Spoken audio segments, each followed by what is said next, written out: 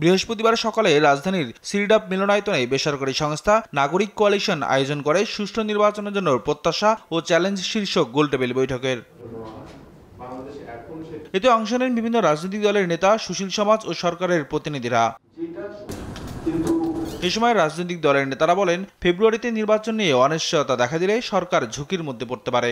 নির্বাচনের আগে level playing field তৈরিরও আহ্বান জানান তারা। নির্বাচন কমিশন তাহলে নির্বাচনের উপরে গণ আস্থাটা ফিরিয়ে আনাটাই তার প্রধান কর্তব্য। তারা 24টা কাজ তারা ঠিক করেছেন। বাই নভেম্বর ফেব্রুয়ারি নির্বাচনকে লক্ষ্য নিয়ে 24টা গুরুত্বপূর্ণ কাজ তারা সম্পন্ন করবেন। সরকারের এক বছরের সবথেকে বড় ব্যর্থতা হলো যে সরকার এই প্রশাসনের সংস্কারের জন্য ফ্যাসিবাদের দোসরদেরকে বিতাড়িত করার জন্য কোনো উদ্যোগ গ্রহণ করে নাই, শুধু আলাপ আলোচনা করেছে।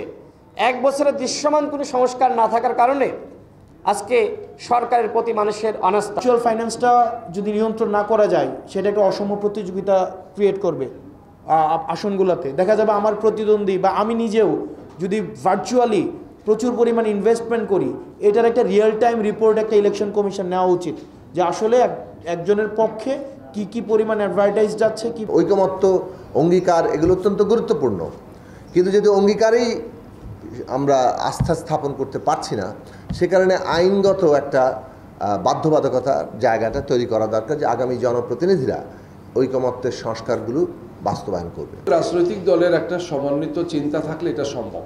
মূল কথা হচ্ছে এটা আমাদের কমিটমেন্ট জাতির সামনে আমরা দেব এবং সেটা লিখিত হবে, এটা ব্ল্যাক অ্যান্ড হোয়াইট হবে, এটা আমরা ঘোষণা দেব, সবাই জানবে। আমার মনে সেটা থেকে আমরা সরতে পারবো না।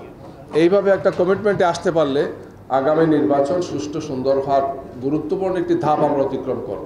বৈঠকে যোগ দিয়ে বিএনপির স্থায়ী কমিটির সদস্য সালাউদ্দিন আহমদ বলেন, স্বাধীন নির্বাচন কমিশন, স্বাধীন বিচার বিভাগ, তত্ত্বাবধায়ক সরকার আর মুক্ত গণমাধ্যমই সুষ্ঠু নির্বাচনের জন্য রক্ষা কবচ। সংবিধান সংশোধনের যদি কোনো পদ্ধতি বের করা যায়, তার সাথেও আমরা একমত, কিন্তু আমরা এমন কোনো উদাহরণ সৃষ্টি হতে দিতে চাই না যেটা জাতির সামনে একটা উদাহরণ হয়ে থাকবে যে এই রকম একটি প্রক্রিয়ার মধ্যে দিয়ে সংবিধান সংশোধনী হওয়া যায়, যেটা পরে একটা উপযুক্ত আদালতে চ্যালেঞ্জড হবে এবং হয়তো একটা প্রশ্নবিদ্ধ হিসাবে আমরা সেই সিদ্ধান্তকে পাব, কিন্তু সেটা পরবর্তীতে রেটিফিকেশনের জন্য সমস্যা হবে জাতীয় সংসদে।